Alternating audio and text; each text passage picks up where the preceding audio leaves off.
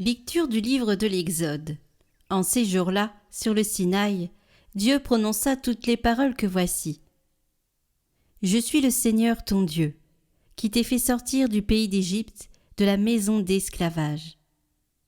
Tu n'auras pas d'autre Dieu en face de moi. Tu ne feras aucun idole, aucune image de ce qui est là-haut dans les cieux, ou en bas sur la terre, ou dans les eaux par-dessous la terre.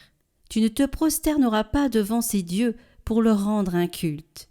Car moi, le Seigneur ton Dieu, je suis un Dieu jaloux. Chez ceux qui me haïssent, je punis la faute des pères sur les fils, jusqu'à la 3e et la 4e génération. Mais ceux qui m'aiment et observent mes commandements, je leur montre ma fidélité jusqu'à la 1000e génération. Tu n'invoqueras pas en vain le nom du Seigneur ton Dieu, car le Seigneur ne laissera pas impuni celui qui invoque en vain son nom. Souviens-toi du jour du sabbat pour le sanctifier. Pendant 6 jours tu travailleras et tu feras tout ton ouvrage. Mais le 7e jour est le jour du repos, sabbat en l'honneur du Seigneur ton Dieu.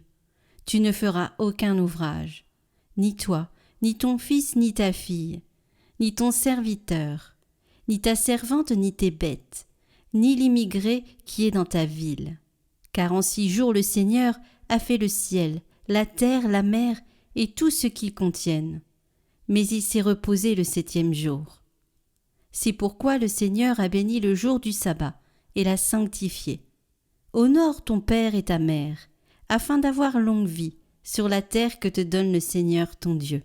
Tu ne commettras pas de meurtre, tu ne commettras pas d'adultère, tu ne commettras pas de vol, tu ne porteras pas de faux témoignages contre ton prochain, tu ne convoiteras pas la maison de ton prochain, tu ne convoiteras pas la femme de ton prochain, ni son serviteur, ni sa servante, ni son bœuf, ni son âne, rien de ce qui lui appartient.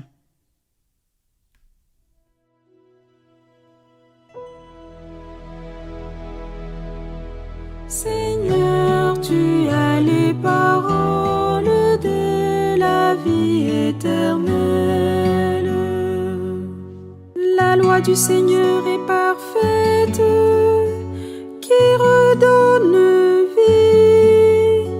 La charte du Seigneur est sûre, qui rend sages les simples. Les préceptes du Seigneur sont droits, ils réjouissent le cœur. Le commandement du Seigneur est limpide, il clarifie le regard. La crainte qu'il inspire est pure, il est là pour toujours.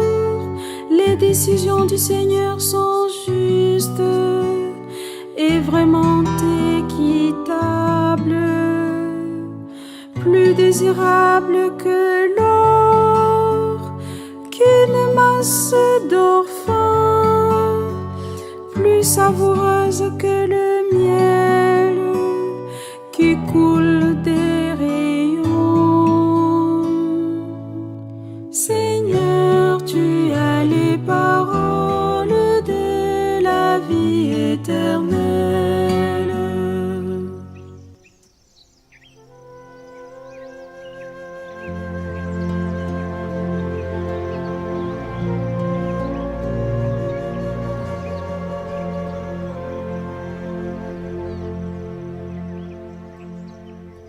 Évangile de Jésus-Christ selon saint Matthieu. En ce temps-là, Jésus disait à ses disciples : « Écoutez ce que veut dire la parabole du semeur. Quand quelqu'un entend la parabole du royaume sans la comprendre, le mauvais survient et s'empare de ce qui est semé dans son cœur. Celui-là, c'est le terrain ensemencé au bord du chemin. Celui qui a reçu la semence sur un sol pierreux, c'est celui qui entend la parole et la reçoit aussitôt avec joie. Mais il n'a pas de racine en lui. Il est l'homme d'un moment. Quand vient la détresse ou la persécution à cause de la parole, il trébuche aussitôt. Celui qui a reçu la semence dans les ronces, c'est celui qui entend la parole. Mais le souci du monde et la séduction de la richesse étouffent la parole, qui ne donne pas de fruits. Celui qui a reçu la semence dans la bonne terre, c'est celui qui entend la parole et la comprend. Il porte du fruit, à raison de 100, ou 60, ou 30 pour un.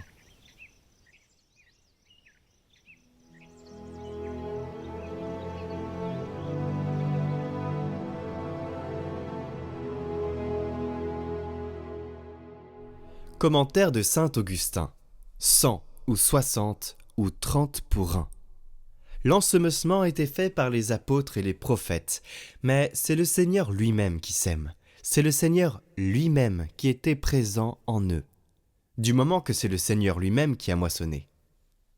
Car sans lui, ils ne sont rien, alors que lui, sans eux, demeure dans sa perfection. Il leur dit en effet, « Hors de moi, vous ne pouvez rien faire. » Semant donc chez les nations, que dit le Christ ? Un semeur est sorti pour semer. Dans un autre texte, des moissonneurs étaient envoyés à la moisson. Maintenant, le semeur sort pour semer, et il ne plaint pas sa peine. Qu'importe en effet que du grain tombe sur le chemin ou sur des pierres ou dans des épines. S'il se laissait décourager par ces endroits ingrats, il n'avancerait pas jusqu'à la bonne terre. Il s'agit de nous. Serons-nous donc ce chemin, ces pierres, ces ronces ? Voulons-nous être la bonne terre ? Disposons notre cœur à rapporter 30 fois plus, 60 fois plus, 100 fois plus, 1000 fois plus. 30 fois, 1000 fois, c'est chaque fois du blé, et rien que du blé. Ne soyons plus ce chemin où la semence est piétinée par les passants, et où notre ennemi s'en empare comme un oiseau. Plus ces pierres où une terre peu profonde fait germer trop vite un grain qui ne peut pas affronter l'ardeur du soleil, jamais plus de ces ronces les convoitises de ce monde, cette application à faire le mal. Quoi de pire en effet que de donner tous ces efforts à une vie qui empêche de parvenir à la vie. Quoi de plus malheureux que de choyer la vie pour la perdre ? Quoi de plus triste que de redouter la mort pour tomber au pouvoir de la mort ?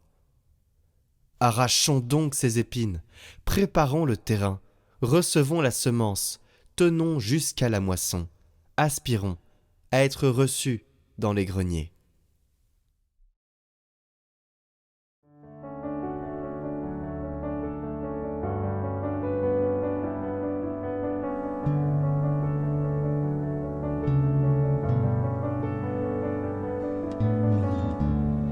Neuvaine en 9 vidéos, disponibles sur la chaîne Prière par Catoglade. Nous prierons ensemble pour les vocations, pour les prêtres, l'Église, contre l'obscurantisme. Nous pouvons aussi demander une grâce personnelle comme l'arrêt de mauvaises addictions. Tout cela en communion de cœur. Au nom du Père, du Fils et du Saint-Esprit. Amen. Deuxième jour, la confiance en Dieu malgré les croix. Saint Jean-Marie Vianney, malgré les contradictions, les épreuves et les difficultés, vous vous êtes abandonné avec confiance à la providence et à ses desseins. Vous avez toujours voulu ne faire que la volonté de Dieu, même si sa réalisation semblait parfois insurmontable ou différente de vos propres projets.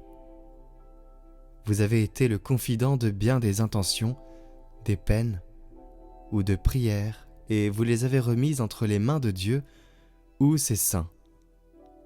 Saint curé d'Ars, vous qui avez compté totalement sur Dieu, obtenez-moi une confiance profonde et filiale en la providence divine.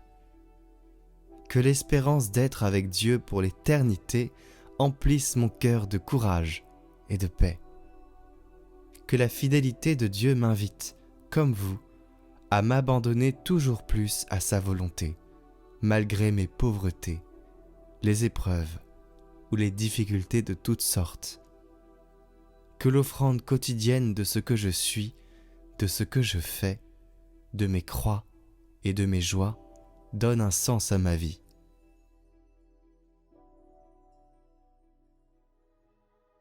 Saint Jean-Marie Vianney, nous nous réunissons aujourd'hui en communion de cœur pour vous demander votre intercession.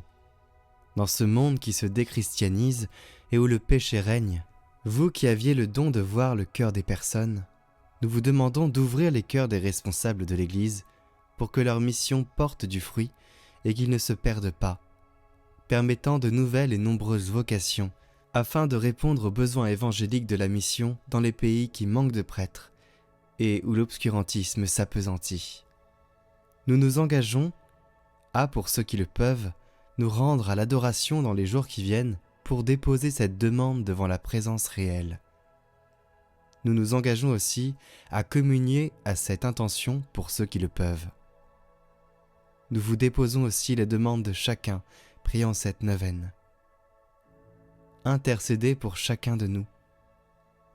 Guérissez, consolez et accompagnez. Saint curé d'Ars, nous avons confiance en votre intercession.